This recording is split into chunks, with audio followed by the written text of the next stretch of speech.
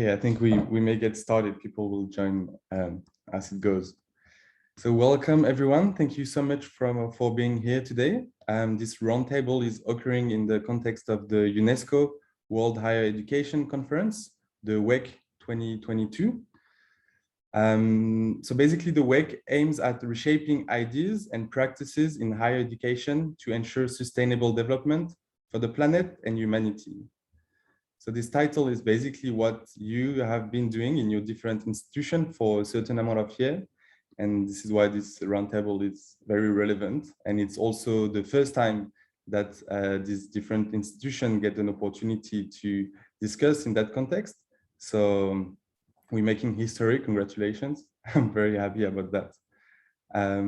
So what I'll do firstly is I'll introduce each participant personally, who you are. And then when you'll start speaking, you'll have the opportunity to introduce in further details your institution and what it does. And then we'll pursue with the roundtable and the questions. I'll let you speak for about 1 hour and we'll open the space for questions afterwards. But feel free to post questions during the conference, and I'll either take them as it comes or I'll keep them for afterwards. So here we have 3 fantastic panelists with me today. First of all, Juliana Schneider. You have been a close affiliate with the Schumacher College for the past decade, having initially graduated from a master's in holistic science and then worked as a facilitator alongside experts in different areas, such as Rupert Sheldrake, David Abram, Vandana Shiva, or Satish Kumar. In 2013, you founded an educational enterprise in Brazil, Escola Schumacher Brazil, which experiments with more participatory ways of organizing.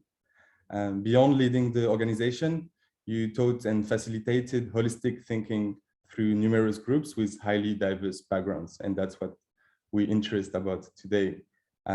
And today you are a collaborator of educational initiatives in Brazil and around the world through mentoring, consulting, and teaching. And you're also very close to finish your PhD under the Schumacher Society. We also have Vanessa van der Heide, who's the co-director of the Sustainability Institute in South Africa.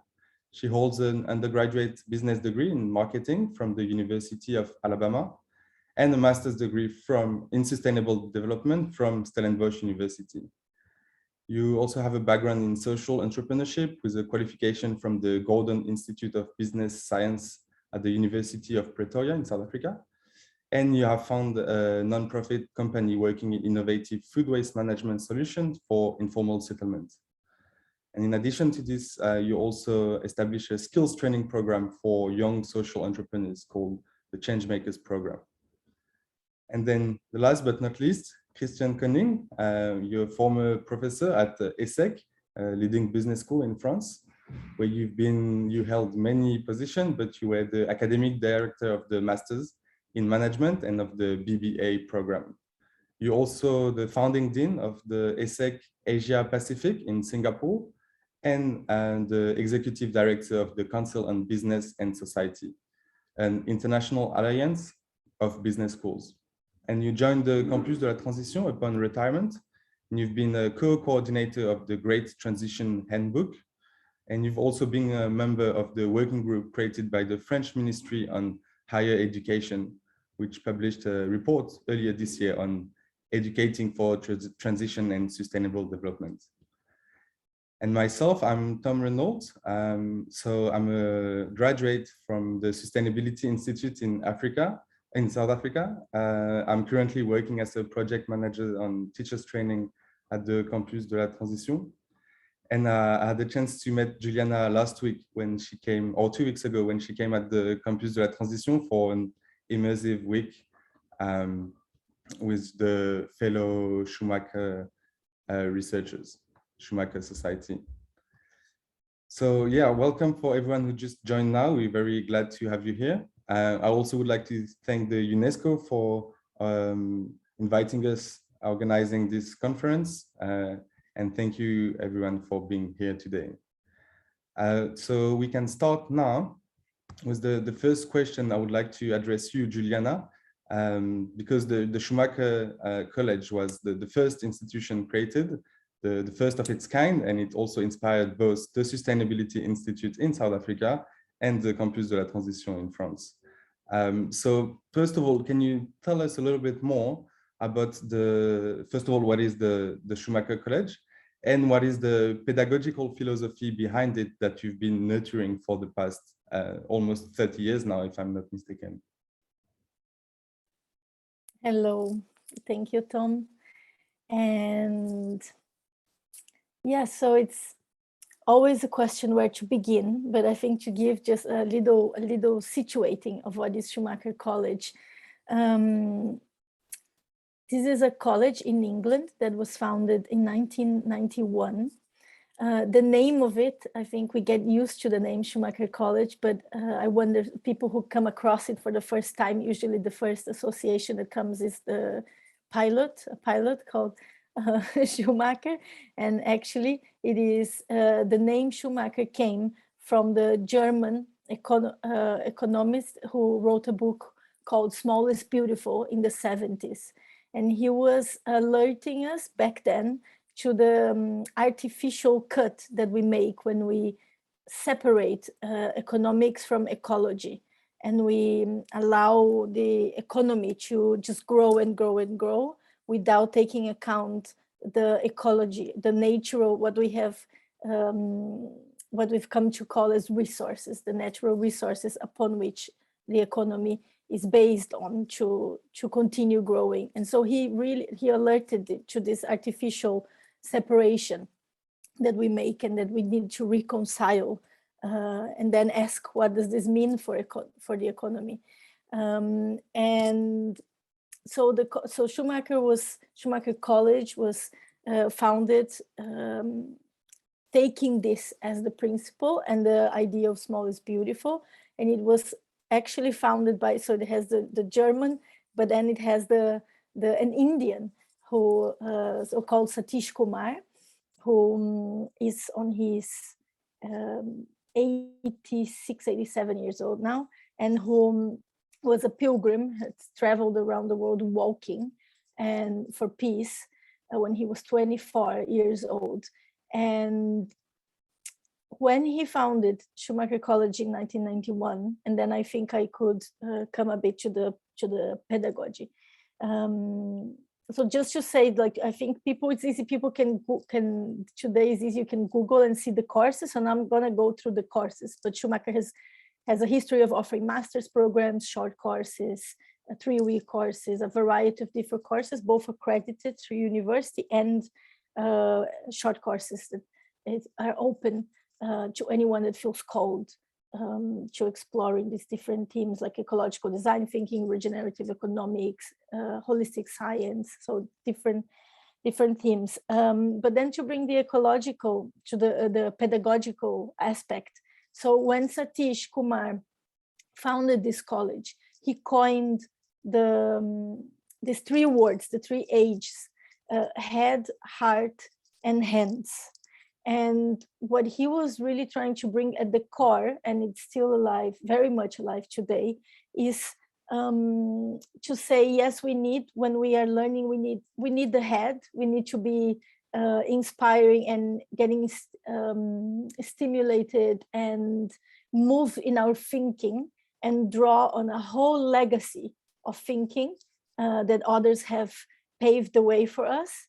But that's one aspect of learning, and that's the aspect where our civilization has been, our culture, our Western culture, let's say, has been mostly developing and having as the main sign for learning and the main aspect for education. But there are other aspects that have been left behind on this, that are, he calls the heart and the hands. And the heart, he will say, we are whole persons. We have so many other aspects of knowing. We have intuitions, we have our senses, we have our emotions. All these aspects of knowing that many other cultures have very strongly embedded, we have placed as below in a hierarchy of knowledge. And he's saying, he began this college by saying, no, we bring those together. And so together with the heart, there's also this sense of community. So we learn through community, we don't learn in isolation. So it matters where we are, it matters how we are engaging our surroundings. It matters to open ourselves to our sense of belonging to something that is bigger than us, to being within a breathing, living world, breathing, living planet that includes humans, but it's not limited to humans. So all this is like, it's bringing the heart, bringing to the forefront in learning. And then he also coined the word hands, to bring attention to also our sensory aspect, our body, our bodiness, and also to making things. He brings it very strongly. He says how come we have come to really value the learning of a sophisticated mathematical equation, but we forgot how to bake bread. We don't know how to garden. We don't know how to build our house. We don't know how to make clothes. And of course, when he's saying that, he's not suggesting we all do everything, but who is the person who can bake a bread next to me? How do I value that process? How do I come in touch with that? So all this seasonality and processes of the world, from things that we are used to just appearing in our lives, ready-made, how do we stretch that open again? And that's also part of bringing ourselves as participants of the world.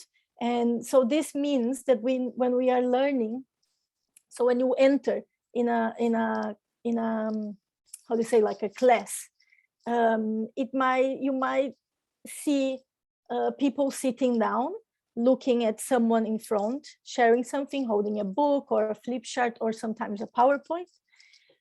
You might see people lying on the floor with eyes closed, paying attention to other senses. You might see people gardening. You might see people dancing tango to learn about complexity.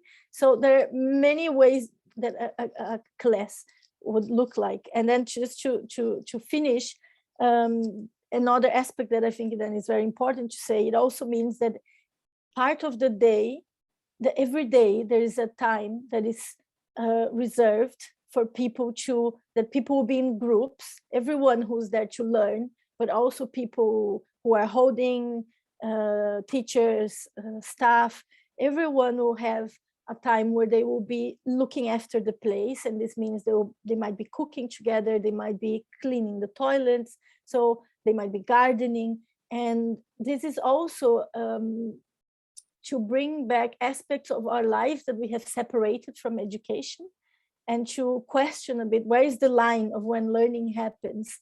And so when we discover, and again, then after a very inspiring session, it is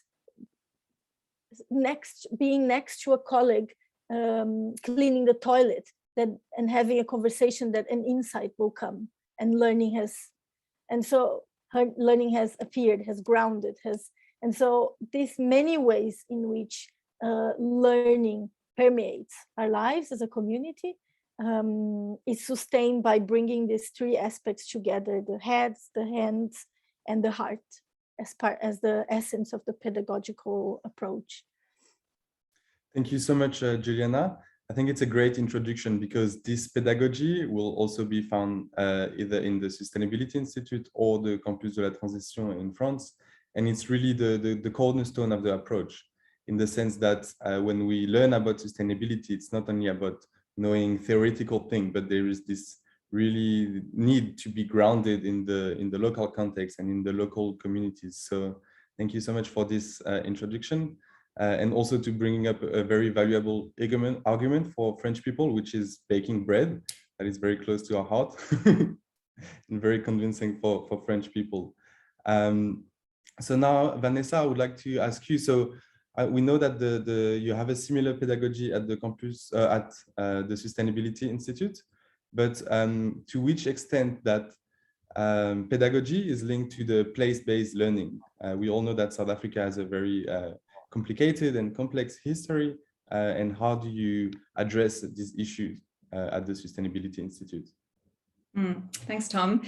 It's amazing. I mean, I know that the Sustainability Institute was inspired by the Schumacher College, but it's always amazing to hear it again and to see how many similarities there are in our approaches.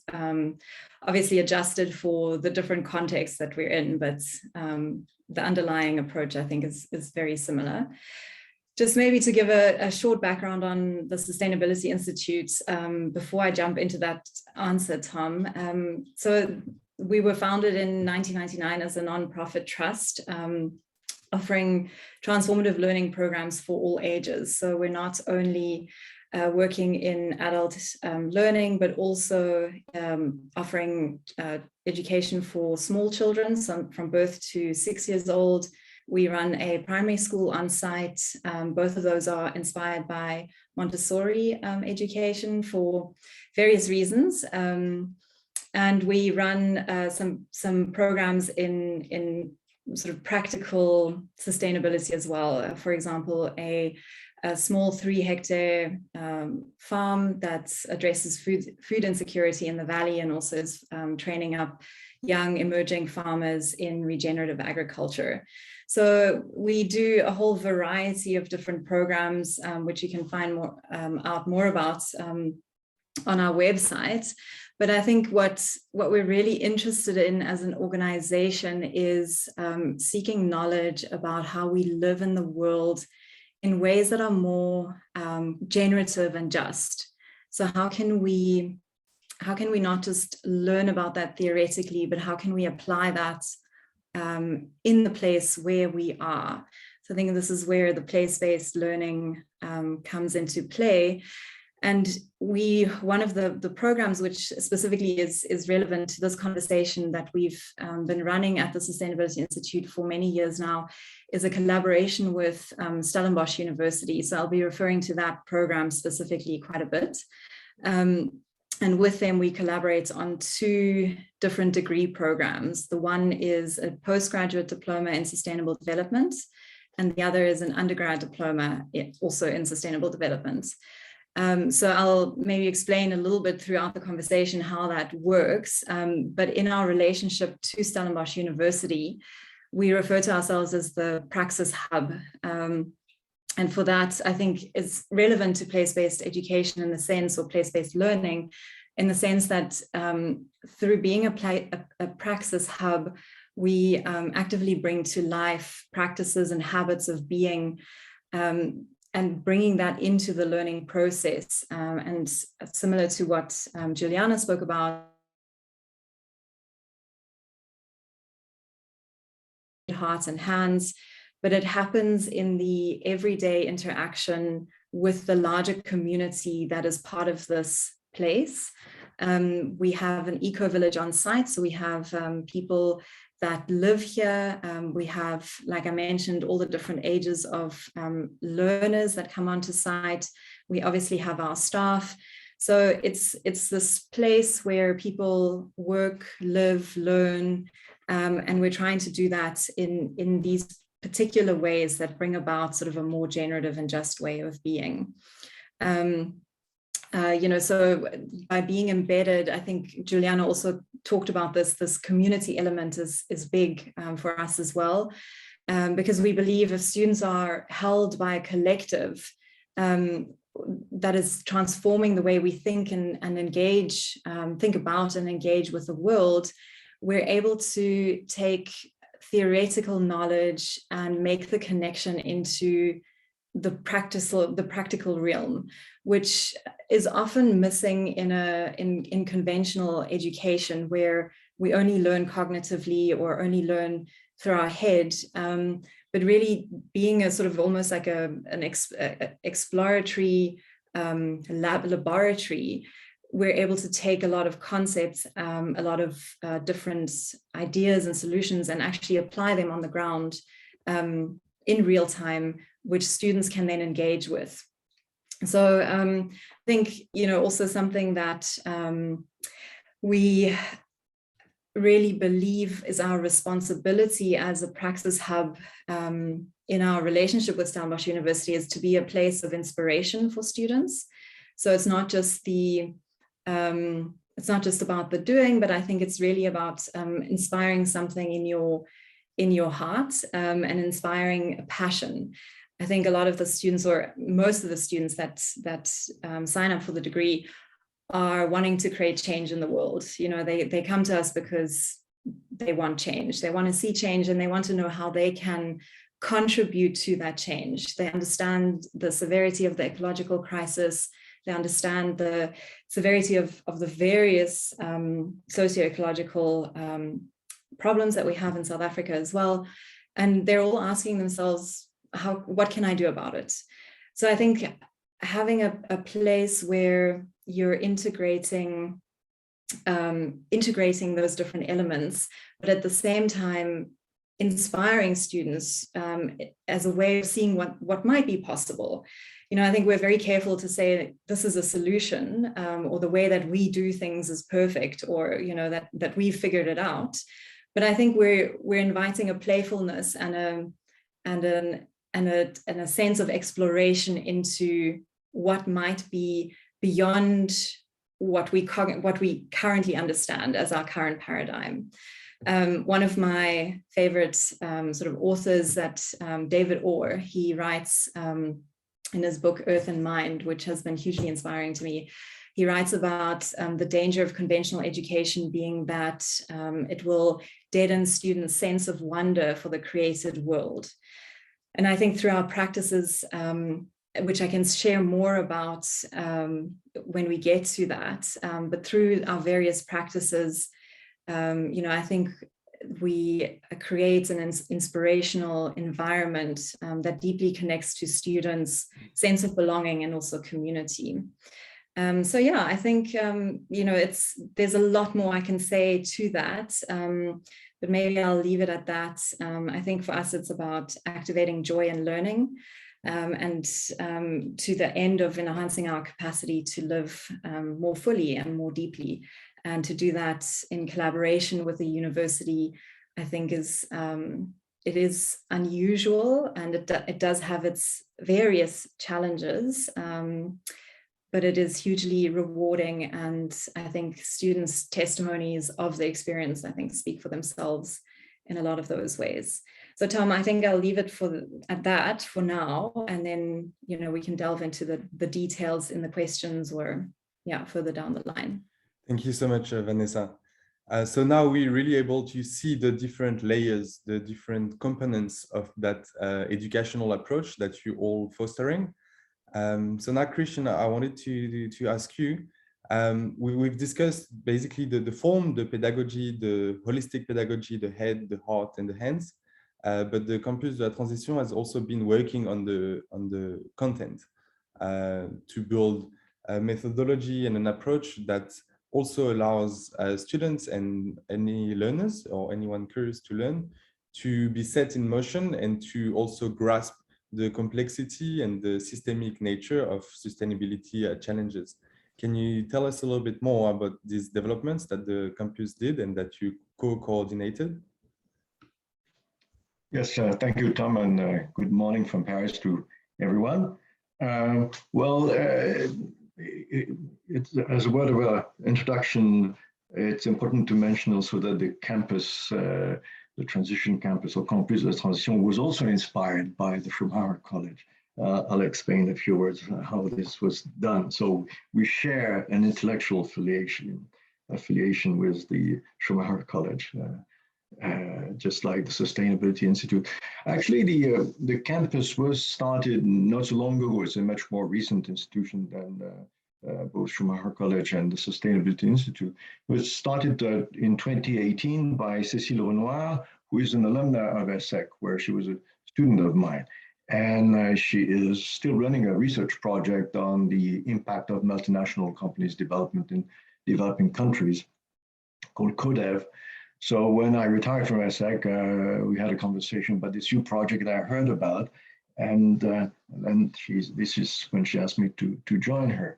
The campus, the transition campus was started essentially because Cécile was teaching issues related to transition in different higher education institutions in France, engineering schools, business schools, political science institutes, universities, and so on. And in a way, she felt very frustrated that there was a commitment from students, interest from potential recruiters, but a lot of inertia from higher education institutions. And it's not, as we know, unique to France, but shared by many countries around the world. So she took this initiative because there was an opportunity to use a very interesting place, very interesting location, and use it as a campus to start the Campus de la Transition as a place for, changing education in a way. And I'll say in a few words how. The place where the campus is located is an old French castle from the late 18th century. But it was used until about, a few years back as a agricultural high school. That's been used as a school for about 60 or 65 years. So there was an opportunity to use this place as a place for education, as a place for research, because this is what campuses usually do, but also as a place for experimenting new things.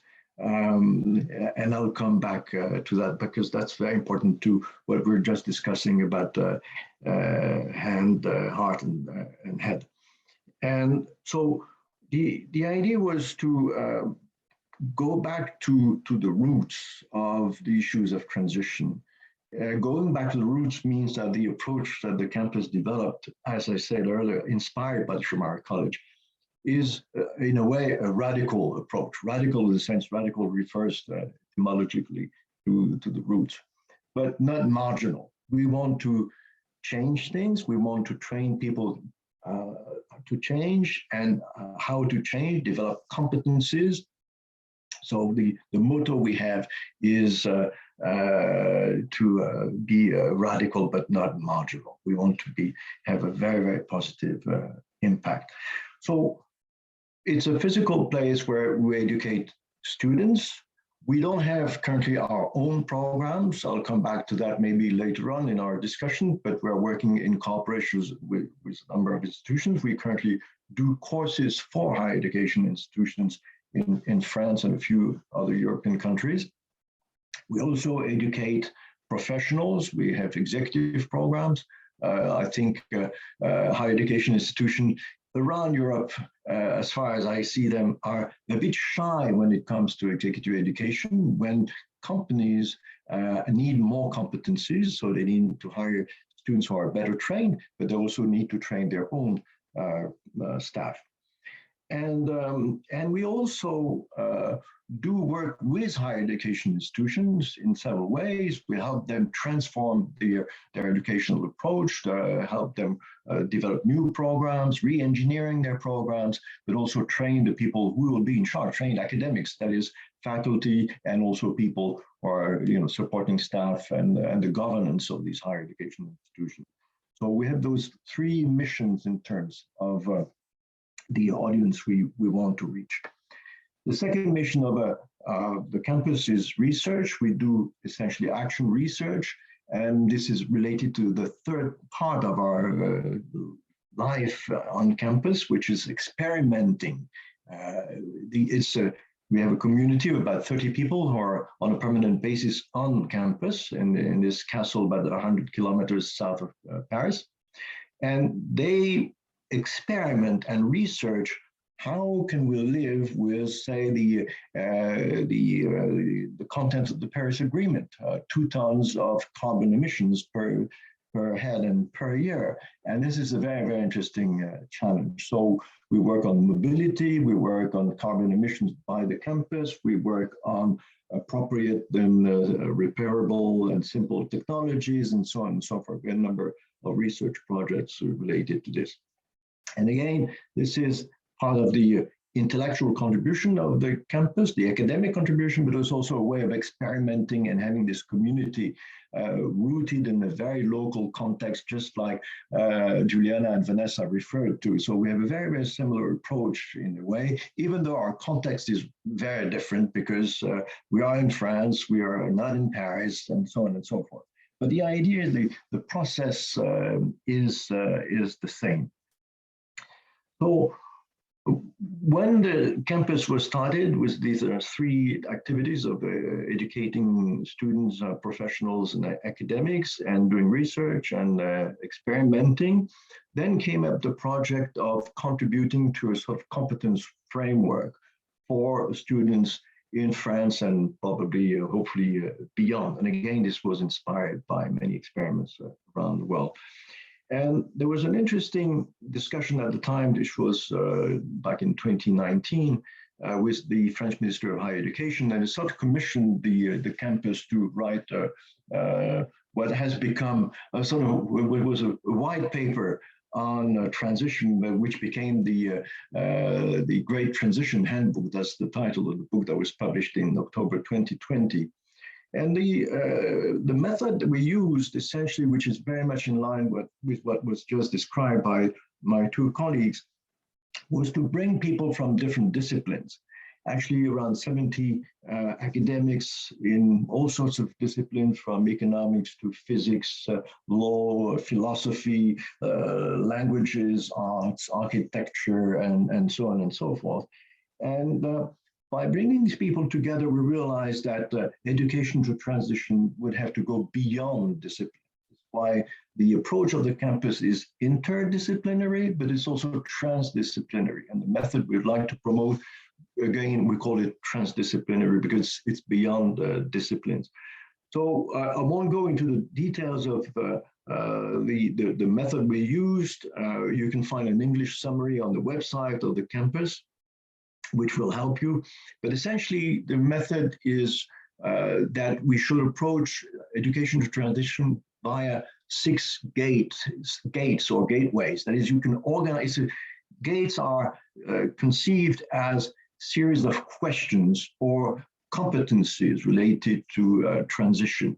One is related to some of the points that were made earlier, which is a systemic approach to understanding the world we live in and the issues of climate change and biodiversity, of course. But a second one is related to critical thinking and the very notion of responsibility and ethics. We have a gate on essentially regulation and governance and managing change.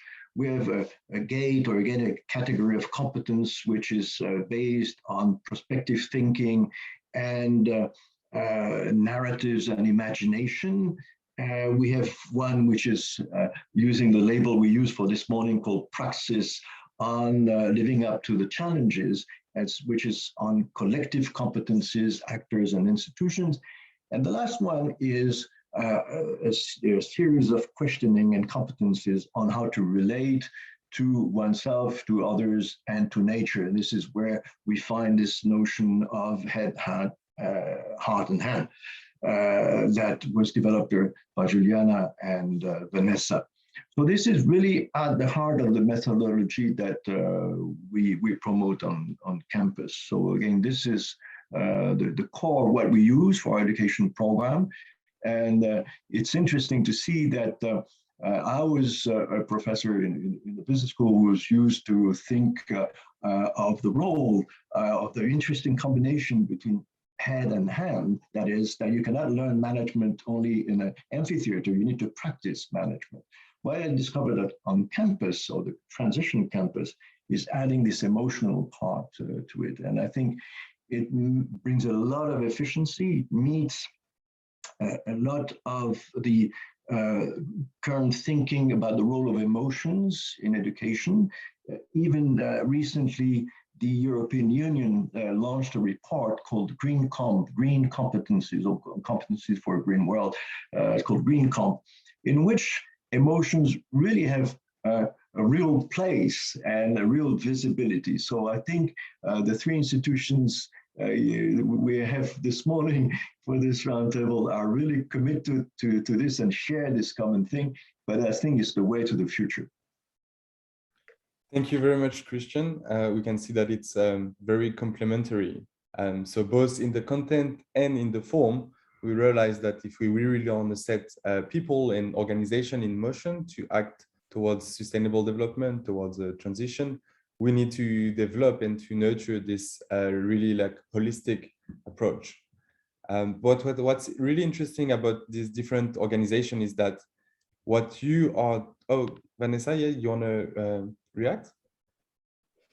Yeah, Tom, I think I wanted to just add something into that, which I think is important to mention. As much as it's about action and capacitating people for change, we're also very intentional about bringing in reflection and a reflexive attitude to learning, and being careful to jump too quickly, continuously questioning the ideas, the solutions that might be coming to the fore, because otherwise, if we're not careful, I think we jump too quickly into what we consider might be the right next step or the solution without realizing that we might be perpetuating exactly those kinds of problems that we're trying to get away from. So I think this idea of reflection, is also very deeply ingrained in the way that we teach, what students are doing in their day-to-day. They all have to write a journal as part of their submission for assignments. And just generally integrating that into our daily activities and being aware that, as much as we want to find solutions and different ways of approaching things, we have to be careful not to repeat the same kinds of patterns that, that we're actually trying to get away from. No, thank you so much for your comment. So it's true, like a third component is the attitude towards learning about sustainability, and also knowing that it's okay and that you won't get necessarily the answer right, but having a space where you can try, where you can experiment, where you can fail as well, and bounce back. It's absolutely key in that process. But what's also really interesting in your different organization is that you are not only closed, you're not only doing this very interesting experimentation at your very local scale, but there is this idea of opening to the world. And that, Christian, you mentioned the Paris Agreement. We can only reach carbon neutrality if everyone plays their part in that carbon neutrality. So it's really interesting to see how your different organizations are connecting either with other institutions, other organizations, or within their territory. So I think that links to a question I would like to ask you, Juliana. So the Schumacher College is based in Totnes in the UK. And Totnes is quite known for the transition town movement that was initiated by Rob Hopkins. Could you tell us more how the Schumacher College is inscribing itself in that local context, in that local territory, trying to spur change beyond its gates? Yes, I think that's a great question. I think there's two levels of that. That is the local and the international. I'm going to start with the local then. And I think this has been a learning. I mean, I'm only involved with Schumacher College for the past 10 years. But the whole context in which it has been set up, it was almost like it had an element of a retreat space where people had time to learn, to slow down, to meet other people, to create a space from their daily life to as a space of encounter. I think this was the encounter with themselves, with the land, with other people. And slowly as the need for, as the challenges, I suppose, began to intensify as a challenge, in the world, I think this sense of retreat became much more porous to actually being a hub that interacts and has this permeability with so-called the outer world, but let's say to the surroundings. And so this aspect has been shifting throughout the years. And I think one movement, like you mentioned, that has played a big part in this has been the transition towns movement, that happens to be in the same place, the same town as that Schumacher is based. And this connection has been really fertile for the students. So to be involved in local experiments. I mean, Totnes is a vibrant city with many different groups of the Transition Towns movement, many projects, a site that the community has now gained really organized, that was going to be used for development, for building, and has been really, the community has really come together to get the place to build to design, to ask the community, what do we want for this space? And so there's many different projects on renewable energy, on growing, on coming together as neighbors coming together. And so this is a whole area in which the students really get to, that is not so, and what is interesting is that it hasn't been created by the Schumacher College. It happens to be in the doorstep, so it is a perfect combination where the students can get involved and also understand the wider context in the town, which is with a diversity of different people. So it's not just about transition towns. Many people who question the need for change, and so there's all this intersection. And so I think this is on a local level, and then in the international level. So I am speaking as someone who has been deeply involved with Schumacher UK, then set up founded a Schumacher, inspired by Schumacher endeavor in Brazil called Escola Schumacher Brazil. And I have really always kept involved, and that this has been really important for me, with many other of the seeds from Schumacher internationally, like inspired by Schumacher, that have been growing elsewhere. And I think one very important aspect for us, I was involved, I was here at Schumacher when the whole question of how to allow this education to grow in different countries can happen. And initially there was a whole sense of saying, well, I think of going on the natural way that we tend to go. So how do we think, how do we scale? How do we think of, how do we create the principles for which then a center and other Schumacher kinds of colleges can then grow? And then very quickly realizing that that's how we perpetuate, a bit what Vanessa was saying. If we're not careful, I think because we are offering very innovative ways of educating, it doesn't mean we are immune to falling in the same traps of thinking that create the problems we're now we're struggling against. And I think very quickly we realized that that was a way in which, again, we centralize, we create replications, we create relationals of hierarchy. And so very quickly we realized, or I don't know if so quickly, but once we realized this was very quickly to say, oops, that's not the way. How do we allow growth to happen more like an ecosystem, more like nature happens? So what happens if we take the inspiration of Schumacher, foster into it, really bring moist to it in Brazilian context? What will grow there? And how is this in relation to say, oh, it's still we recognize it's Schumacher, but it looks different because it is in a different soil, and it has a different sun. It has a different sun for sure.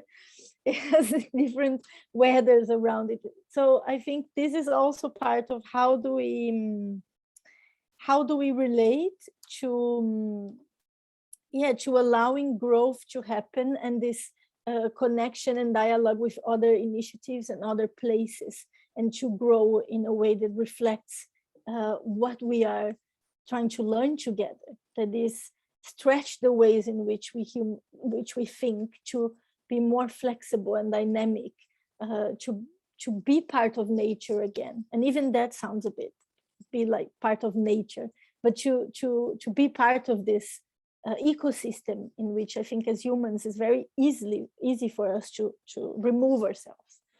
And so I think that was a bit just to bring the local level, but also has this been permeable, I suppose, to grow locally and internationally.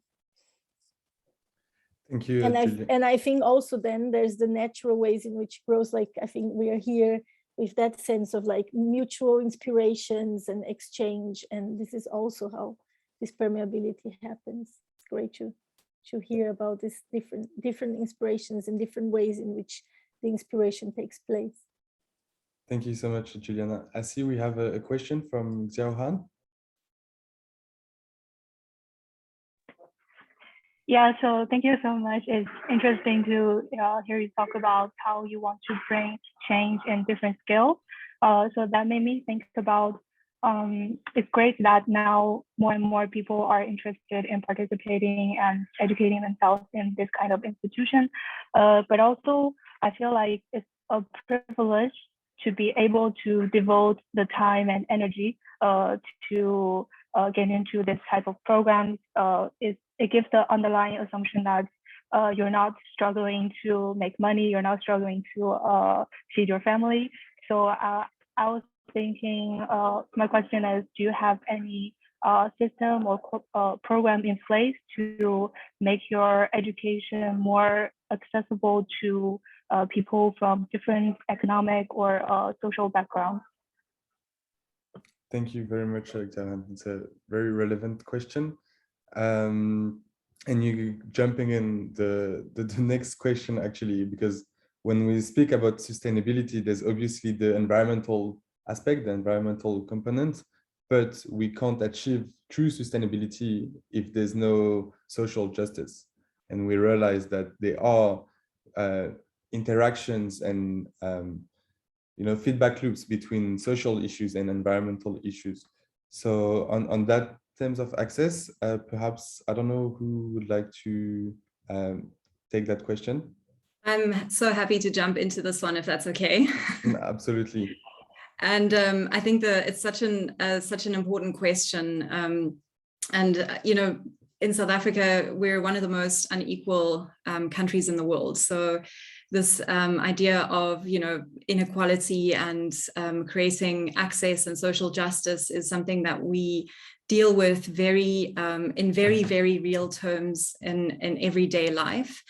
So I think, for us, the way that we have tried to, and that we continue to try, so I don't think we have found the best, a best solution, but the way in which we've tried to address that so far is we work really closely with the university to make scholarships available for students. We also try and get scholarships for students from private institutions, private companies.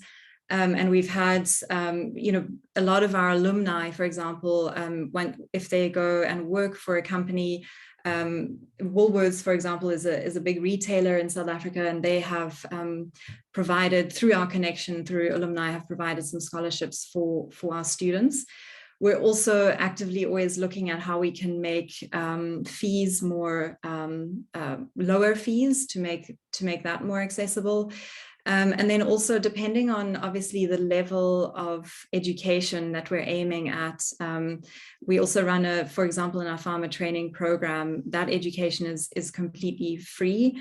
And we hustle on a daily basis to try and not just have fees covered, but to also provide things like stipends, so that they are able to, be fully in class and fully in the learning process without having to worry about, how do they make an income for their families that are, often, you're looking after a family of 4, 5, 6, 7, 8 people off of one salary in South Africa, at least. So yeah, I think also with our children's programs, our approach is to try and be as holistic as possible. We look at food security initiatives. With the farm that we run, we offer subsidized, sometimes also free vegetable boxes to students and to families that live in the village or in the valley. So yeah, I think there's various ways in which one can address these kinds of things. It's still a huge problem, and it's a huge difficult situation. But I think one of the benefits of this kind of relationship between a higher learning institution and an NGO is that it opens up a lot more possibilities for arrangements that a higher learning institution on its own wouldn't be able to do. The fundraising aspect, the connections into the farm, these various elements might be outside the scope of a higher learning institution or a capacity issue. And for an NGO, that's what we do. So I think there's a lot of flexibility that it opens up in collaborating and always trying to make sure that a student is able to be fully present in class or in their learning experience, in their learning journey. Obviously with COVID, we've also done online learning, and a big problem for us was internet connectivity is an issue in South Africa. Having access to basics like laptops, having a space in a home where you have a quiet area in which you can concentrate. All of those things were things that we were grappling with in the South African context, that throw challenges our way that might not be as prevalent, I would venture to say, in developed countries or in the Northern Hemisphere. Yeah, I think I'll leave it there, Tom. And if any of the others, Juliana or Christian, want to contribute as well. Yes, thank you so much, Vanessa. And thank you, Xiaohan, for the question. I think for the rest of the crowd, feel free to jump in with questions like that, and we'll take the conversation from there. But just to bounce back on what you just said, Vanessa, South Africa is actually an amazing, not necessarily for the good reason, but a great case study of how a transition cannot occur if it's not a just transition. If we're thinking, for instance, of how the country is dependent on the coal sector, which is the highest fossil fuel, how do you navigate this transition, making sure that it's not the same people that are still marginalized that are suffering from it, and it's highly relevant in the approach that needs to be developed. And I think it's a real chance to have you all here. South Africa, UK, Brazil, France. Perhaps Juliana, would you like to share some more details? We all know that Brazil have some complex social dynamics as well. How in the way you developed the Escola Schumacher Brazil, how did you include that lens in that development?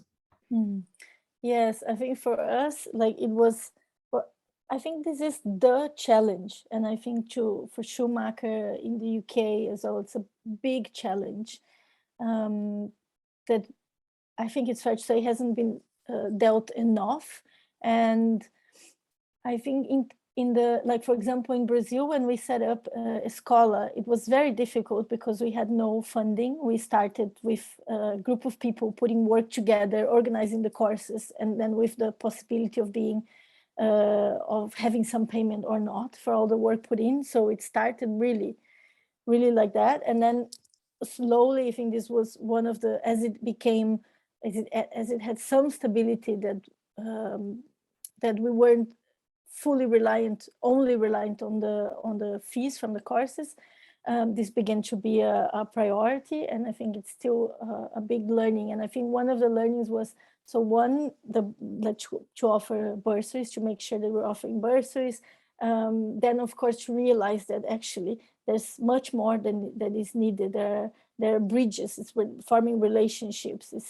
Because we offer courses that are not so. How do you say in Brazil? There isn't a course that is like a year course, or there is, but it's one immersion per month. So it's like it's not an ongoing, like in the Schumacher UK, because in Brazil, we are itinerant. We go to different places. There isn't one place. So it functions a little bit differently.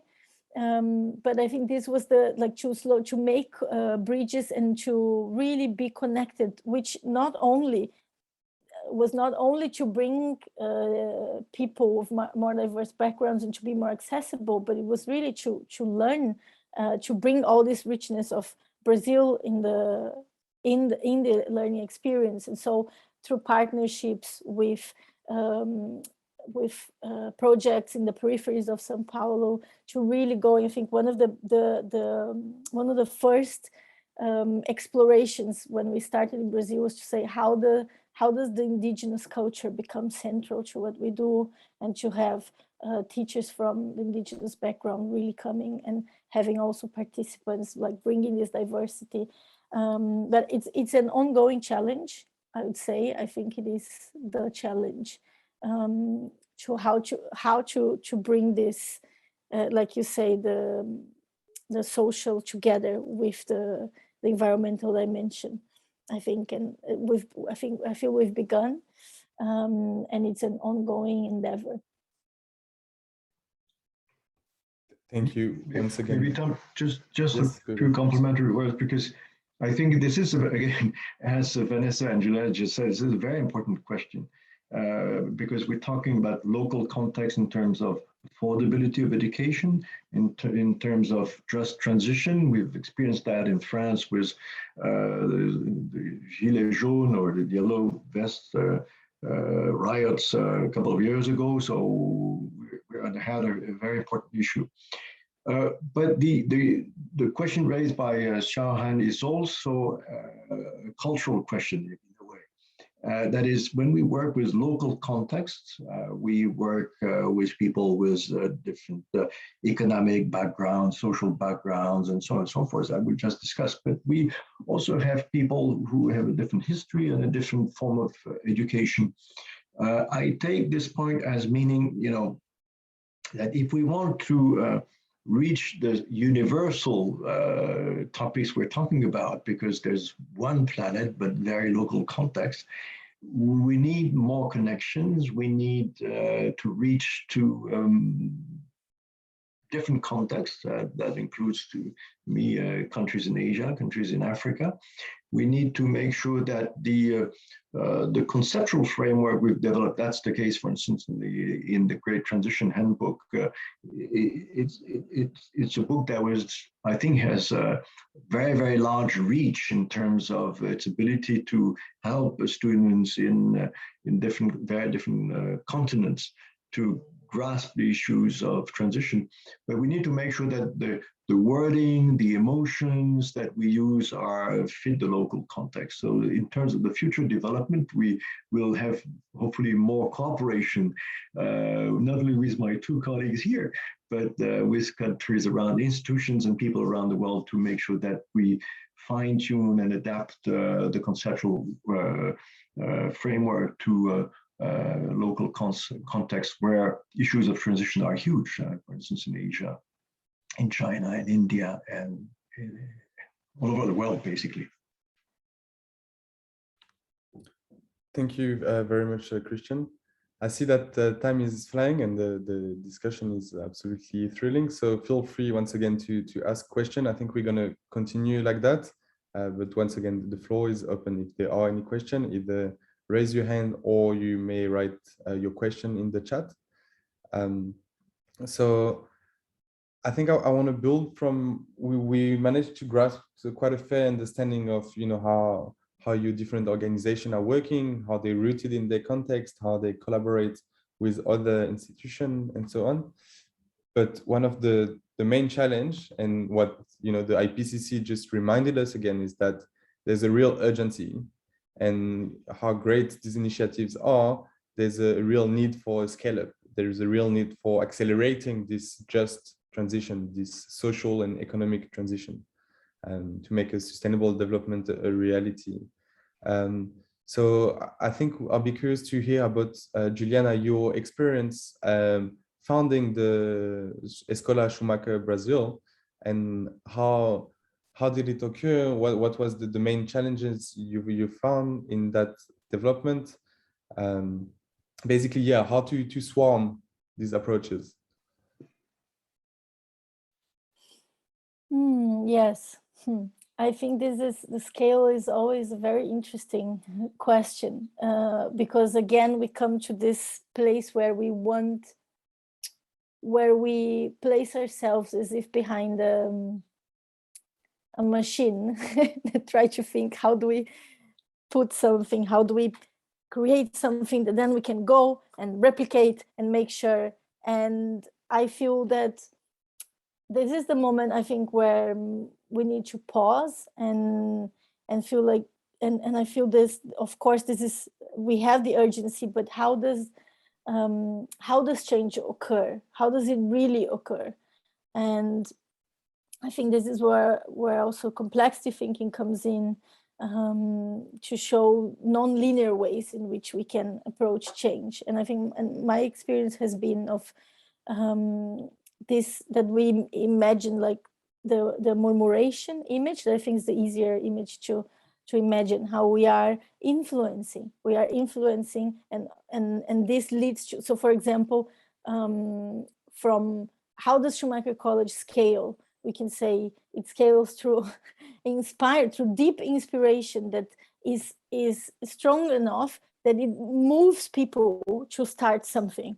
And then how does a Escola Schumacher Brazil scale? It moves alumni in Brazil to start something, to change their lives, to begin a project. And like, but we don't have we cannot say this is Escola Schumacher Brazil scaling up, because it is part of a network. So it doesn't belong. So this is also, again, we have to think networkedly, to say it rises above us, this to think in these terms. It is not that we are going to scale up. And so do you see this is a bit, I don't know if I'm making myself clear. I see Vanessa nodding. So I think some of it maybe is resonating, but I feel this is the shift, I mean, to think in scale, which is not to say that, which is not to remove the value of some projects really producing material that can be distributed across different. So all this, I think this is part, like, for example, the gate material that can really be distributed, and people can have this material and see how they can take this on. And so I think there are many different ways to take scale, but I think we do need to enlarge our understanding of how change happens when we talk about scale. Thank you. Yeah, working in network is absolutely central to that. I just want to go back quickly to what we were talking about now, and the idea of a just transition that is absolutely central.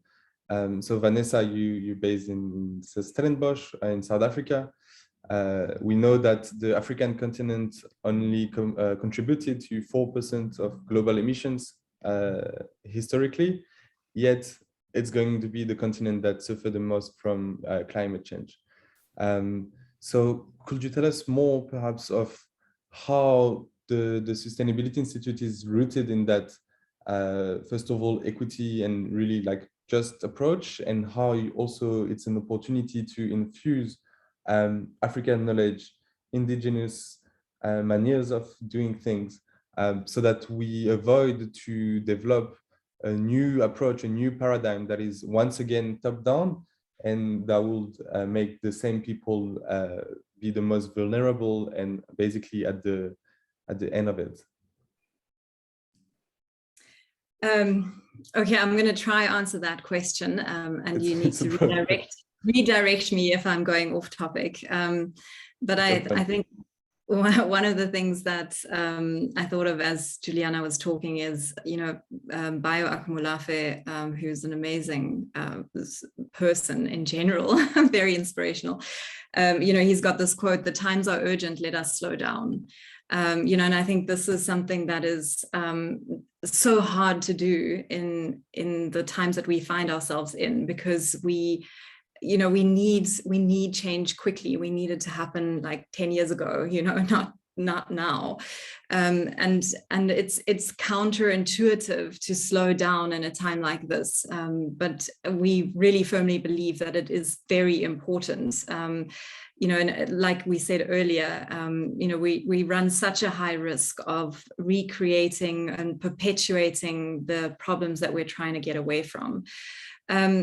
I think in terms of your question, Tom, you know, we're so embedded, you know, we're very localized. So we run a research and advisory service portfolio as well, where we do consulting work for corporates.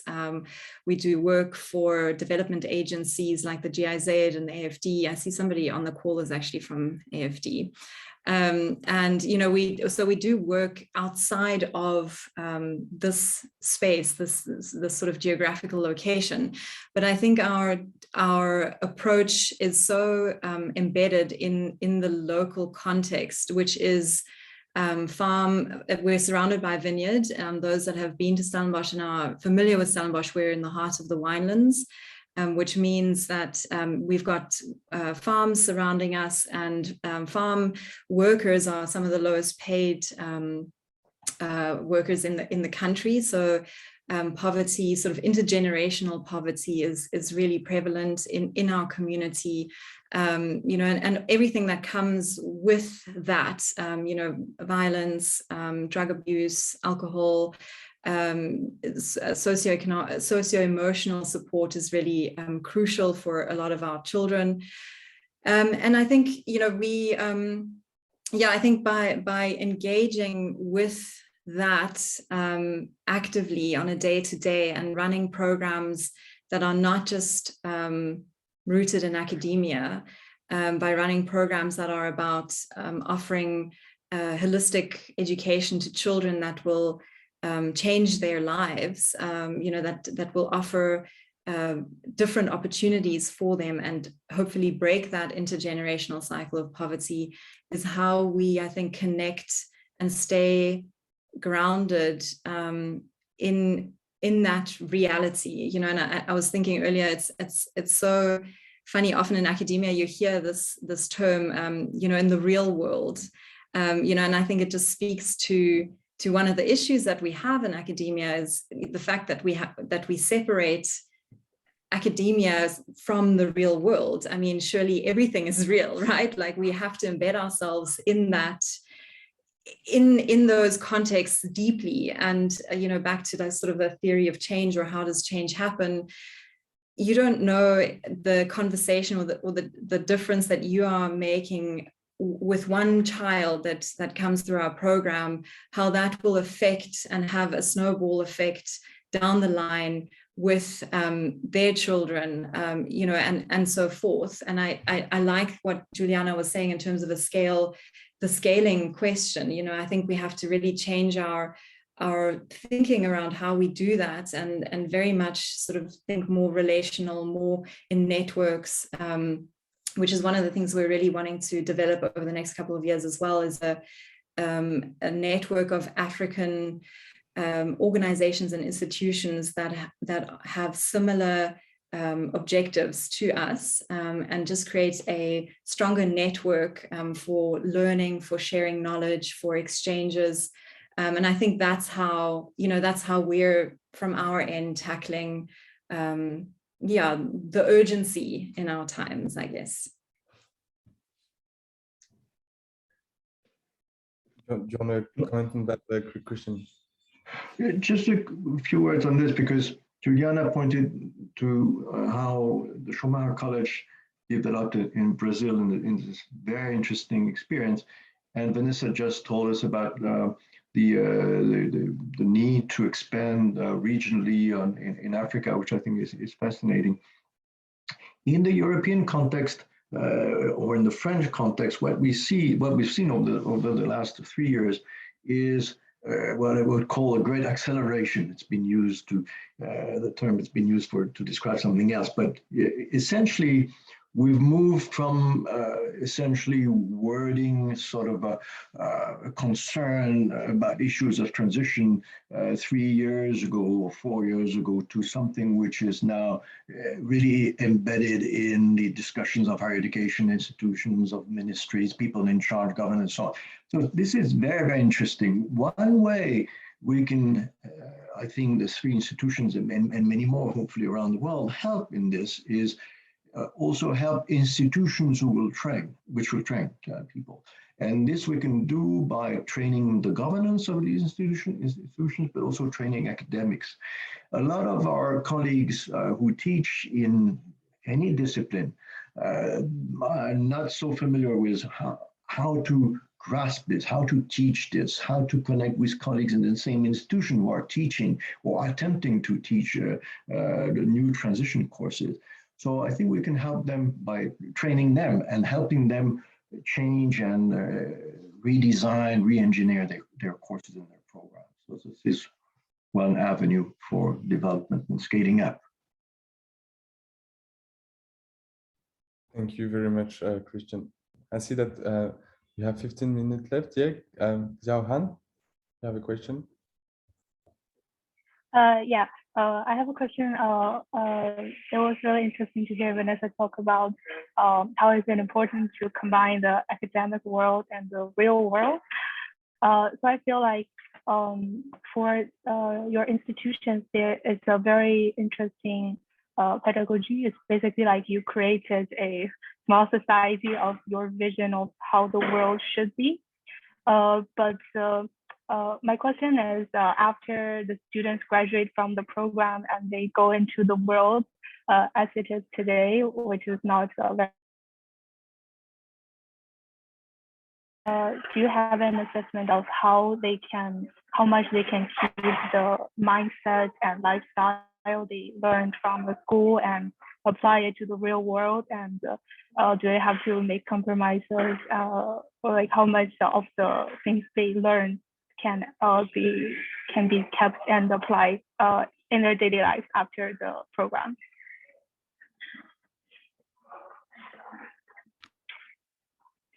Yes, Vanessa. I'm really enjoying the questions you're asking. Thank you for that. So we don't have sort of a metric or any kind of formal assessment into how students are applying what they're learning. We do keep in touch with all of the alumni and try and track what they get up to and what they do. You know, I think it's similar probably it's definitely the same for the Schumacher College, I know, which is why Juliana is sitting here in the chair that she's sitting in. I think what ends up happening is that students feel so connected and into this community that they actually stay in touch, making it easier for us to know what they're getting up to. And I think, sorry, I've completely lost my train of thought now. Sorry, just remind me, Johan, just give me a prompt. Yeah, I was just asking how much can they apply what they learned from the institution in their life after they finish the program? Yeah, so for us, you know, it might be different for the transition campus. For us, you know, what they're learning in the program is a very broad lens, you know, of how to approach the world. So it's very much complexity thinking, systems thinking. So they're not necessarily leaving this program with hard skills that they would apply in a specific context. Which means that they can work in any environment. They can, you know, a lot of them go into corporate, some go into an NGO, some start their own thing, you know, and I think what's so powerful about the degree that is being offered through Stellenbosch University is it's a very deep understanding of sustainability and how that relates to everything, every industry, everything that we do.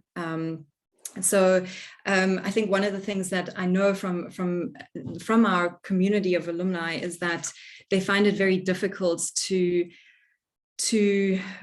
like you mentioned, the world out there is a bit chaotic, it's stressful, and you're coming out of a degree where you're learning a very particular way of thinking, you're connected into a community, and then to enter a very different paradigm again, is quite hard, and you're swimming upstream in a lot of cases. If you're trying to implement change in a corporate, that's hard work, and you might not see that change happen even in your own lifetime. So I think one of the important things for us is to make sure that community of alumni remains really strong, so that they can continue to support each other as they go into their various fields of work and try and bring about change in wherever they're working. Just keeping connected into a like-minded community that is connected or has an identity that was born from a very similar experience. Thank you, Vanessa. Juliana, you raised your hand, and then Christian.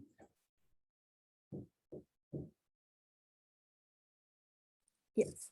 I think that's a very rich question, or very rich aspect of the work. And I was thinking that in a way it is I think one point that you were, how can I pronounce your name? Xiaohan. Yes, so I think what you were saying, how we create this reality, like that is almost like the ideal that we want the world to be. And I just wanted to say that I think hopefully we're not, because these institutions, they have difficulties. They are far from perfect. And I mean, speaking from my involvements, but I don't think any institution will ever be. We're always, the same phenomena that we meet out there is in the institutions, as we come to learn together, because we are humans and we recreate those patterns. And I think the students, my experience is that at Schumacher College, for example, in the UK, the students have learned from really getting involved in the challenges that have been going on sometimes in the institution, and really have met this side of the aspects of it that are far from ideal. And so this is one, and I think it's good to break and say how real these experiments are, and how they also have their shadows. And I think it's important to say that. And then I think the going back to the world is always a struggle, and I think that is the struggle. That's the struggle. So in a way, that's part of the learning as well, that we don't go completely ready, that it's through meeting the world that this learning grows in us. Yes, it's messy. Exactly. And I think in Brazil it's different, because we don't have long that people stay living there. So we would have for 1 year a program, but where students would meet residentially for a weekend once a month, or a one-off a week. So that allows them to be in their everyday life and then come and be together and then go back to there. And so this coming and going really helps to not have that experience that sometimes is very overwhelming, of spending 8 months like we do at Schumacher College, and then going back into the rest of our lives, let's say, which is a bit of a difficult, like a shocking experience sometimes. And so I think there are different ways of dealing with it. But I just wanted to very quickly, Leslie, just make a reference. I was going to write to you in the chat when you asked also about this aspect of finishing, for example, a course, and how do we give ourselves the luxury, let's say, of being in an education and that might not give us a job in the end. And I think in Brazil, this is very different. It's somehow in Brazil, if you've gone through Schumacher College and you say that, a door opens to you. And it's very interesting how it's different from the UK even.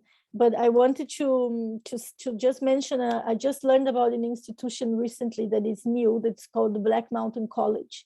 It's in Wales, in the UK.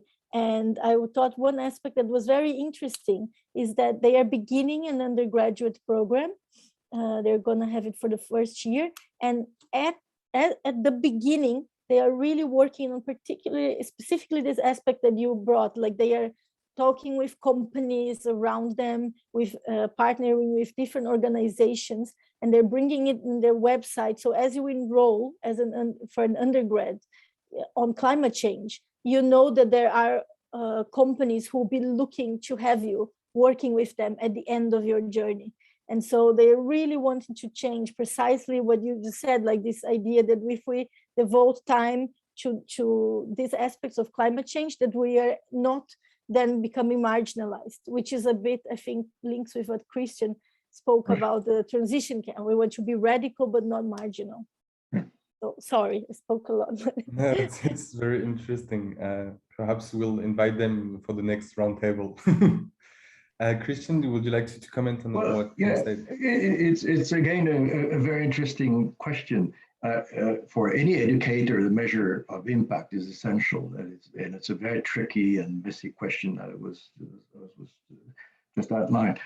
But interestingly, this is part of one of the research projects we have at the Transition Campus, which is measuring what we do and follow up on the people we've trained. Have they changed their habits individually? And do the institutions they belong to change their habits too? So in a way, is it disseminating one way or another? So that's one aspect. So we're refining this and working on indicators, on relational capabilities and so on. But I won't have time to develop this now.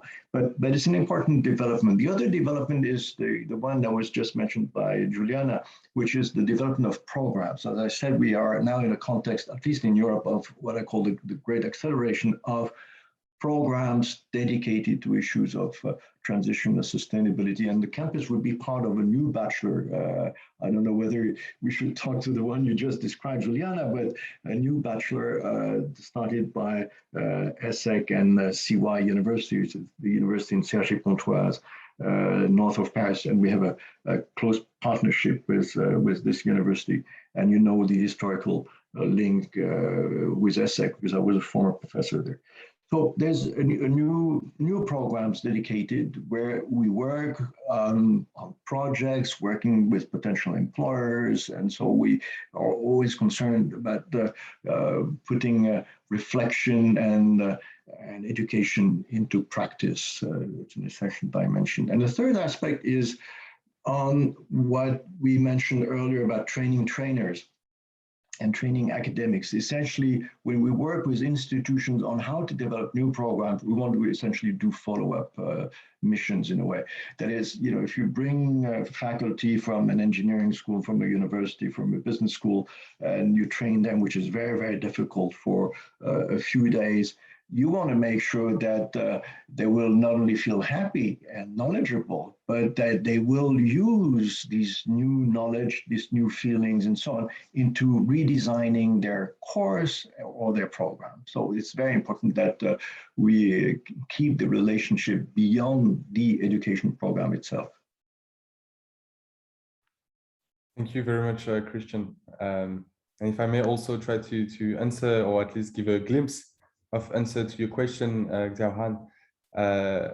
I'm as a graduate of the Sustainability Institute, I was also pretty lost and afraid to enter the labor market. But like a few years later, we managed to organize such event today. So I think it really resonates with the necessity of building communities, and I can also testify that I'm still in touch with a lot of people in my year at the Sustainability Institute. And what I can see today as well at the Campus de la Transition is that because the experiment of learning based on everything we've mentioned today is really intense. It touched like deep transformation of even yourself. Quite organically, you have this sense of belonging that arises. And that's also, to me, one of the real strength of this institution and of this form of learning or pedagogical approach. And I see that the time flew. There's about 2 minutes left. I don't know if you have maybe a last comment or a burning question. Anyone?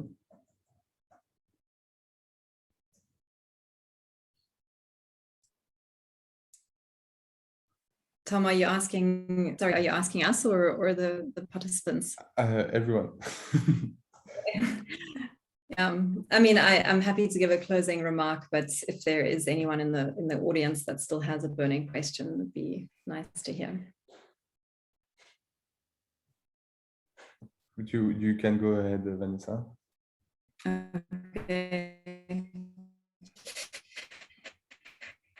Yeah, I think you know, the topic of to explore how you know, these kinds of institutions, you know, there's obviously a lot of similarities, but I think each one has been set up differently. There are different sort of governance processes in place, and each one has its unique aspects. But I think for me, the value of this kind of thing in higher education is how can we you know, how do we approach learning as a healing process in and of itself, and how do you make something like that possible through innovative relationships that might not be the norm in conventional higher learning institutions. And maybe I'll just end with another sort of quote from David Orr. He says, you can almost hear the earth groan in late May, obviously referring to when most people graduate in the States. You can almost hear the earth groan in late May when another batch of smart degree holding but ecologically illiterate Homo sapiens who are eager to succeed are launched into the biosphere. And I just love that so much, because I think that's exactly what we need to figure out how to do in education, is how do we not just make it about the content, but also, you know, what Tom has referred to, what everybody has spoken to, is, you know, we have a responsibility with that knowledge and the effect that knowledge has on real people and real communities and real situations. And the power of these kinds of, I think, institutions lies in opening up a different kind of way of learning that that can at least start answering that to some extent. Oh, there was a burning question. You mentioned the will to create a regional network of higher education institutions dealing with environment issue. Do you consider networking with other universities as one of your main goals? For us, I'll just jump in quickly. For us, absolutely. So we are already networking with other universities in South Africa, but also overseas. We also get contacted by different kinds of universities. One of them is the International University in Switzerland, USI, I believe is the acronym, that would like to collaborate with us in various ways, exchange programs, etc. So yeah, very, very keen to connect with universities, but also with other types of learning institutions. So it's not exclusive, it's not mutually exclusive. Thank you very much. And I don't want to keep you much longer, but I would like to thank everyone for being here. Thank you, Christian, Juliana, Vanessa, for your contribution, for your insight. And I think it was a great opportunity to get both a sense of the big picture of where we're going, what needs to change about education, pedagogical approaches, what has been experimented, and the way we need to go, which is still long, but I feel like these different programs and these different initiatives are truly giving us hope. So warm thank you to everyone for joining in, and hopefully connecting at another time. And for those in Barcelona, we'll be with one of my colleagues from Campus de la Transition, Arthur Crozier, by the way. Thank you very much for the technical support. We'll be at La Fira today. and to know. I have one last very quick comment for anyone that's registered and has access to all the material that the conference has put together. We have also submitted a video called Becoming Whole, which you will find on their website. So yeah, keep a lookout for that. It'll also give you another sort of sense of, and also a visual idea of what we do together with the university. And it's a great invitation for everyone to go look up the Campus de la Transition, the Schumacher College in the UK, the Escola Schumacher in Brazil, and the Sustainability Institute in South Africa. Well, thank you so much, Tom, and all. I've learned a lot, and also Johan for being engaged with us and having your camera on, being fully present. I feel you've been part of the panel. Absolutely. Thank you very much. Thanks. There's hope.